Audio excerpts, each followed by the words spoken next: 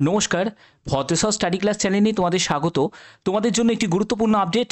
শিয়ালদা ডিভিশনের তরফ থেকে নতুন নিয়োগ বিজ্ঞপ্তি জারি হয়েছে, যেখানে তোমাদের নিজ নিজ জেলার বিভিন্ন স্টেশনে তোমাদের পোস্টিং করা হচ্ছে।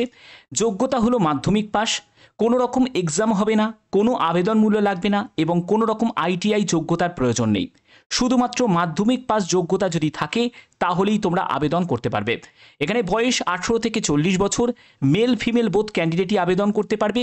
এই বছরের সেরা নিয়োগ কেন বলছি, কারণ তোমাদের যে পোস্টিংগুলো হবে সেগুলো তোমাদের জেলার মধ্যেই তোমাদের বিভিন্ন যেসব স্টেশন আছে সেই স্টেশনেই তোমাদের পোস্টিং হয়ে যাবে। অবশ্যই তোমরা কমেন্টে তোমার জেলার নাম এবং তোমার কাছের যে স্টেশন আছে, ঠিক আছে, রেলওয়ে স্টেশন, সেটার নামও কিন্তু প্রত্যেকে কমেন্টে এখনই জানিয়ে দাও। প্রত্যেকে কমেন্ট করে এখনই জানিয়ে দাও। তো দেখো, এখানে তোমাদের যোগ্যতার ব্যাপারটা ক্লিয়ার করেছি এবং তোমাদের বলে রাখি 18 থেকে 40 বছরের মধ্যে যে কোনো এজের প্রার্থীরাই আবেদন করতে পারে এবং এটা যেহেতু সম্পূর্ণ স্টেশনে নিয়োগ করা হচ্ছে, যে কোনো জেলা থেকে তোমরা আবেদন করতে পারবে। তো দেখো, তোমাদের অফিসিয়াল পিডিএফে চলে যাচ্ছি, সেখান থেকে তোমাদের সম্পূর্ণ ডিটেলস ইনফরমেশন দেবো এবং কিভাবে ফর্ম ফিল আপ করবে সেটাও জানতে পারবে। তো দেখো, এখানে তোমার ন্যূনতম বয়স হচ্ছে 18 বছর, দেখতেই পাচ্ছ। 17 বছর যাদের বয়স, 17 বছর 9 মাস, 17 বছর 10 মাস, তারা কিন্তু আবেদন করতে পারবে না, আগেই ক্লিয়ার করে দিচ্ছি। তো দেখো, এখানেই বলছে যে of age as on date অনুযায়ী তোমাদের 18 বছর ন্যূনতম বয়স হতে হবে।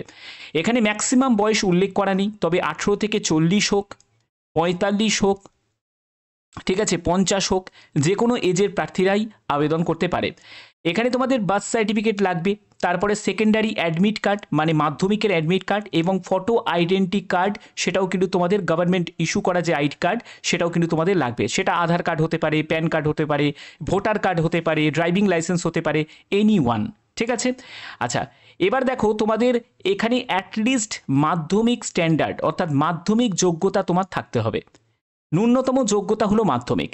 এখানে যেটা বলা হচ্ছে knowledge in simple English, simple ইংলিশের নলেজ তোমাদের থাকতে হবে। কেন বলা হচ্ছে সেটা হলো read the name of the station অর্থাৎ স্টেশনের নাম পড়তে পারা, ভ্যালু অফ টিকিটের ভ্যালু পড়তে পারা, এগুলোর জন্য একটা বেসিক তোমাদের ইংলিশ নলেজ থাকাটা দরকার, একদম সিম্পল ইংলিশ, কারণ যোগ্যতা হলো মাধ্যমিক। তো এখানে তোমাদের প্রশ্ন জাগতে পারে যে স্যার আমার তো হায়ার কোয়ালিফিকেশান আছে, কারুর এইচএস আছে, কারুর গ্র্যাজুয়েশন আছে, তো তারা কি আবেদন করতে পারে? তারাও আবেদন করতে পারে, কোনো অসুবিধা নেই। এখানে প্রত্যেক যোগ্যতার প্রার্থীরাই কিন্তু আবেদন করতে পারে। ওকে, তো এখানে তার জন্য তোমাদের এডুকেশন কোয়ালিফিকেশনের ডিটেলসের জন্য তার কপি কিন্তু তোমাদের দিতে হবে, অর্থাৎ তোমাদের এডুকেশন কোয়ালিফিকেশনের যে সার্টিফিকেট এবং বলবো যে মার্কশিট, সেটাও কিন্তু তোমরা অ্যাপ্লিকেশন ফর্মের সাথে অ্যাটাচ করে দেবে এবং সেটাকে সেলফ অ্যাটেস্টেড করতে হবে। এর পরবর্তী কি লাগছে? এর পরবর্তী হচ্ছে তোমাদের মেডিকেল সার্টিফিকেট। দেখো, মেডিকেল সার্টিফিকেটটা তোমরা যে কোনো রেজিস্টার্ড মেডিকেল মানে ডক্টরের কাছ থেকেই তোমরা এটা পেয়ে যাবে। কোনো মেডিকেল ক্লিনিকে চলে যাবে, সেখান থেকে অনেক ডক্টর আছে, সেই ডক্টরের কাছ থেকে তোমরা এই মেডিকেল সার্টিফিকেটটা নিয়ে নেবে, ঠিক আছে। এবং এই মেডিকেল সার্টিফিকেটটা কেন চাওয়া হয়েছে সেটাও তোমাদের কিন্তু এখানে উল্লেখ করা হয়েছে, যেটা she is fit for active service, অর্থাৎ এই যে কাজটা করার জন্য তোমরা যে মানে তোমার শরীরে কোনো রকম রোগ নেই বা কমিউনিকেবল ডিজিজ নেই, মানে মারণ রোগ টাইপের কোনো রোগ নেই, সেগুলোর জন্যই কিন্তু এই মেডিকেল সার্টিফিকেটটা চাওয়া হয়েছে, ঠিক আছে। তো অবশ্যই তুমি কাজটা করার জন্য যোগ্য নাকি, ফিজিক্যালিভাবে ফিট আছো নাকি, তার জন্যই তোমাদের এই মেডিকেল সার্টিফিকেটটা চাওয়া হয়েছে। অবশ্যই মেডিকেল সার্টিফিকেটটা তোমাদের প্রয়োজন।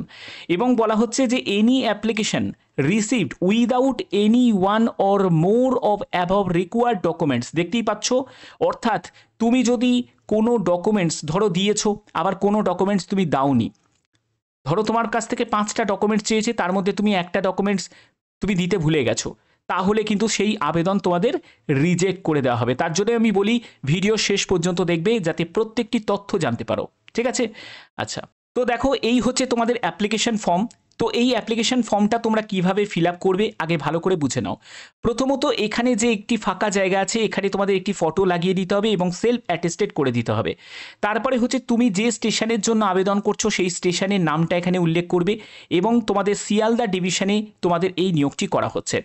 এখানে বলছে যে নেম অফ অ্যাপ্লিক্যান্ট, অর্থাৎ যে আবেদনকারী বা আবেদনকারিনী তার নাম কিন্তু এখানে উল্লেখ করতে হবে। ফাদার বা হাজব্যান্ডের নেম এখানে উল্লেখ করবে। এখানে তোমার বয়স কত হচ্ছে সেই সেই বয়সটা দেবে এবং ডেট অফ বার্থটা অবশ্যই তোমাদের এখানে এরকম একটা দাগ দিয়ে ডেট অফ বার্থটা মেনশন করে দেবে এবং তার জন্য প্রয়োজনীয় ডকুমেন্টস অর্থাৎ তোমাদের ডেট অফ বার্থের সার্টিফিকেট অথবা তোমাদের 10th অ্যাডমিট কার্ড এগুলো কিন্তু তোমাদের প্রয়োজন হচ্ছে। এডুকেশন কোয়ালিফিকেশান হিসাবে অ্যাটলিস্ট মাধ্যমিক স্ট্যান্ডার্ড, দেখো তোমার মাধ্যমিক যোগ্যতা যদি তোমার ন্যূনতম যোগ্যতা হয়ে থাকে তুমি সেটা দিয়েই আবেদন করতে পারো। এছাড়া তোমার যদি হায়ার কোয়ালিফিকেশান দিতে চাও সেটাও তুমি দিতে পারো, সেটা তোমার ব্যাপার, কিন্তু মাধ্যমিক তোমাদের সার্টিফিকেট এবং মার্কশিট তোমাদের দিতেই হবে এবং সেটা যে দিচ্ছ তাহলে এখানে তোমাদের মাধ্যমিক বলে লিখে দেবে। ওকে, আচ্ছা এরপর কি, এরপরে হচ্ছে পার্মানেন্ট রেসিডেন্সিয়াল অ্যাড্রেস, এটাও কিন্তু খুব ইম্পর্টেন্ট। এটার জন্য তোমাদের একটা কাউন্সিলরের কাছ থেকে সার্টিফিকেট নিয়ে নিতে হবে যে তুমি যে সেখানকার রেসিডেন্ট, তো তার জন্য তোমরা কাউন্সিলরের কাছ থেকে রেসিডেন্সিয়াল সার্টিফিকেটটা পেয়ে যাবে। তো সেই সার্টিফিকেটটাও কিন্তু তোমাদের সঙ্গে অ্যাটাচ করতে হবে। ভালো করে বোঝো যে কি কি তোমাদের ডকুমেন্টস এখানে লাগছে, না দিয়ে কিন্তু রিজেক্ট হয়ে যাবে আবেদন যতই করো না কেন। ঠিক আছে, তো এবার তোমার অ্যাড্রেসের ডিটেলসটা এখানে মেনশন করবে, একেবারে পুরো পিনকোড পর্যন্ত কিন্তু এখানে দিতে হবে, পিনকোড পর্যন্ত কিন্তু অ্যাড্রেসটা দিতে হবে। এরপরে বলা হচ্ছে যে whether the certificate by registered medical practitioner, দেখো এমবিবিএস কোনো ডক্টরের কাছ থেকে তোমরা অবশ্যই তোমরা ফিট ফর অ্যাক্টিভ সার্ভিস অর্থাৎ কাজ করার জন্য তোমরা শারীরিকভাবে মানসিকভাবে প্রস্তুত, তার জন্যই কিন্তু তোমাদের এই মেডিকেল সার্টিফিকেটটা নেওয়া হচ্ছে। তো মেডিকেল সার্টিফিকেট জাস্ট সিম্পলি যাবে, মেডিকেল সার্টিফিকেট একটা বানিয়ে দিতে বলবে, তারা কিন্তু বানিয়ে দেবে।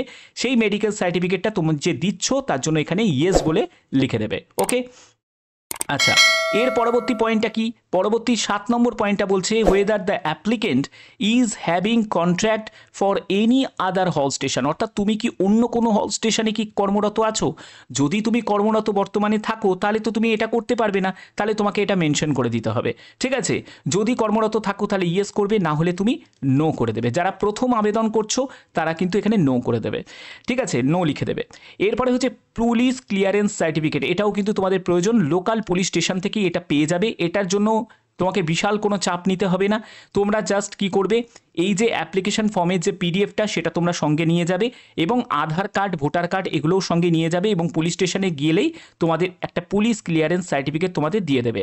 তো সেই পুলিশ ক্লিয়ারেন্স সার্টিফিকেটটা দিচ্ছ তার জন্য তোমাকে এখানে ইয়েস লিখে দিতে হবে। ওকে, তারপরে হচ্ছে Aadhaar card voter card any photo identity proof, যে কোনো একটি, সেটা আধার কার্ড হতে পারে, ভোটার কার্ড হতে পারে, প্যান কার্ড হতে পারে, এখানে কিন্তু কোনো স্পেসিফিকভাবে মেনশন করা নেই যে প্যান কার্ডই দিতে হবে। ঠিক আছে, তো সেক্ষেত্রে তুমি আধার কার্ডও দিতে পারো বা তুমি ভোটার কার্ডও দিতে পারো, যেটা তুমি দিচ্ছ তার নাম্বারটাও কিন্তু এখানে মেনশন করবে এবং যেটা তুমি দিচ্ছ আধার কার্ড বলে লিখবে এবং তার নাম্বারটা দেবে। যদি ভোটার কার্ড দাও তাহলে ভোটার কার্ড বলে লিখবে এবং তার নাম্বারটা দেবে, যে কোনো একটি দিতে হবে। ঠিক আছে, এর পরবর্তী হচ্ছে তোমাদের টেলিফোন নাম্বার, এখানে তুমি মোবাইল নাম্বারটাই তুমি দিয়ে দেবে। এবার হচ্ছে এনক্লোজার, তো এনক্লোজারে মানে কতগুলো তুমি ডকুমেন্টস দিচ্ছ, 3টে 4টে 5টা যতগুলো ডকুমেন্টস দিচ্ছ সেই ডকুমেন্টসগুলোকে সংখ্যায় তোমাদের লিখতে হবে যে এই এতগুলো ডকুমেন্টস তুমি দিচ্ছ। এবার তোমাকে এখানে সই করতে হবে, ডেট দেবে এবং তোমাকে প্লেসটা মেনশন করতে হবে। ডেট মাথায় রাখবে, যে ডেটে তুমি অ্যাপ্লিকেশন ফর্মটা জমা করতে যাচ্ছ সেই ডেটটাই কিন্তু এখানে মেনশন করতে হবে। ঠিক আছে, এবার দেখো তোমাদের ডিক্লারেশনের ক্ষেত্রে বলা হচ্ছে যে এখানে তোমার নাম আসবে, সন বা ডটার বা ওয়াইফ। ঠিক আছে, তো এখানে তোমার প্যারেন্টসের নাম আসবে এবং তোমাদের এখানে যারা যারা বিবাহিত মহিলা তারা হাজব্যান্ডের নেমও দিতে পারো। এরপরে হচ্ছে তোমাদের এখানে সই করতে হবে, ডেট দেবে এবং এখানে প্লেস দেবে। আচ্ছা ডকুমেন্টের ক্ষেত্রে কী কী বলা হচ্ছে দেখো, all supporting documents should be enclosed with self attestation is mandatory, অর্থাৎ তোমাদের এখানে সেলফ অ্যাটেস্টেড করলেই কিন্তু হয়ে যাবে, কোনো গেজেটেড অফিসারকে দিয়ে অ্যাটেস্টেড করানোর কোনো প্রয়োজন নেই, সেলফ অ্যাটেস্টেড করলেই এটা হয়ে যাবে। ক্লিয়ার?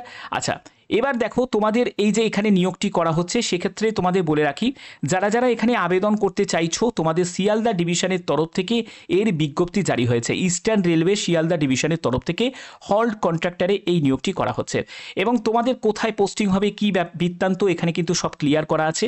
দেখতেই পাচ্ছ ওয়েস্ট বেঙ্গলের যারা বাসিন্দা তারা কিন্তু আবেদন করতে পারছে এবং এখানে যেটা বলা হচ্ছে সেটা হলো তোমাদের এই স্টেশনে, সেটা হলো তোমাদের খিদিরপুর স্টেশন আছে আর হচ্ছে ইডেন গার্ডেন থেকে খিদিরপুর স্টেশনের মধ্যেই তোমাদের কিন্তু পোস্টিং হবে। যারা যারা এই স্টেশনের তোমরা সংলগ্ন এরিয়ার মধ্যে আছো, কলকাতা মেট্রোপলিটন এরিয়ার জেলার মধ্যে যারা আছো তারা কিন্তু অবশ্যই এখানে আবেদন করতে পারো। এখানে দেখো Princeghat station for person of district, ঠিক আছে, district of Kolkata metropolitan area, তো তারাই কিন্তু এখানে আবেদন করতে পারবে। এবং দেখো তোমাদের 2000 টাকা সেটা হলো সিকিউরিটি মানি ডিপোজিট, সেটা কিন্তু তোমাদের প্রয়োজন এবং এটা কিন্তু তোমরা রিফান্ডেবল, মানে পরবর্তী সময়ে তোমরা রিফান্ড পেয়ে যাবে। ঠিক আছে, এবং এটা কিন্তু সিলেকশন হওয়ার পরে দেখো মানে বলাই আছে যে এখানে সিলেক্টেড ক্যান্ডিডেট, যারা যারা সিলেক্টেড হবে তাদের জন্য এটা লাগছে। ওকে, তো এর পরবর্তী তোমাদের এখানে কোথায় তোমাদের অ্যাপ্লিকেশন ফর্মটা পাঠাতে হবে? অ্যাপ্লিকেশন ফর্ম পাঠানোর জন্য এই ঠিকানাটা দেখো, ডিভিশনাল কমার্শিয়াল ম্যানেজার অফিস, যেটা হলো DCM office, eastern railway, Sealdah, DRM building, room number 44, Kaiser street, Kolkata 7,14,000 এই ঠিকানায় পাঠিয়ে দিতে হবে। আবেদন পাঠানোর জন্য 2রা মে থেকে তোমাদের আবেদন জমা নেওয়া হবে। আমি তোমাদের বলে দিয়েছি যে আমি অ্যাডভান্স বিভিন্ন আপডেটগুলো তোমাদের কাছে প্রতিনিয়ত প্রোভাইড করব, যাতে তোমরা উপকৃত হতে পারো। তার জন্য অবশ্যই কিন্তু কমেন্টে তোমার জেলার নাম এবং তোমাদের যে নিয়ারেস্ট স্টেশন আছে সেই স্টেশনের নাম প্রত্যেকে উল্লেখ করবে। এর আগেও নোটিফিকেশন অনেক বেরিয়েছে, যে কোনো আপডেট যখনই আসবে সেই আপডেট তোমাদের অবশ্যই আমি পৌঁছে দেবো। তো 2রা মে থেকে তোমাদের আবেদন শুরু হচ্ছে এবং 23শে মে পর্যন্ত তোমরা আবেদন করতে পারবে। এখন কিন্তু কেউ অ্যাপ্লিকেশন ফর্ম জমা করতে যাবে না, সবাই কিন্তু 2রা মে পরেই কিন্তু জমা করতে যাবে। ঠিক আছে, সময় এখন হাতে আছে। তো এখানে দেখো তোমাদের এই ব্যাপারটা মেনশন করা আছে এবং 11টা থেকে বিকেল 4টের মধ্যেই কিন্তু অ্যাপ্লিকেশন ফর্ম জমা করতে হবে। তারপরে তোমাদের 23শে মে 2025 হচ্ছে তোমাদের আবেদনের শেষ তারিখ। এই জায়গাটা অবশ্যই তোমাদের মাথায় রাখতে হবে এবং তোমাদের নোটিশ বোর্ডের লোকেশন এবং ওয়েবসাইটেই কিন্তু তোমাদের কমপ্লিট ডিটেলস তোমরা পেয়ে যাবে। এর যে ফরম্যাট, তারপরে টার্মস অ্যান্ড কন্ডিশন, এগুলো কিন্তু সব পেয়ে যাবে। ঠিক আছে, অফিসিয়াল ওয়েবসাইট হচ্ছে এটা, এই অফিসিয়াল ওয়েবসাইট থেকেই কিন্তু তোমরা এই টেন্ডার নোটিশটা তোমরা পেয়ে যাবে। যারা যারা এখানে আবেদন করতে ইচ্ছুক তারা অবশ্যই ভিডিওটার প্রত্যেকটি তথ্য জেনে তারপরে আবেদন করবে।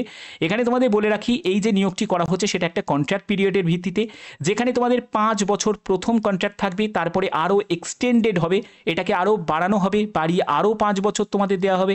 তো এখানে তোমরা যদি 10 বছর সার্ভিস করতে পারবে।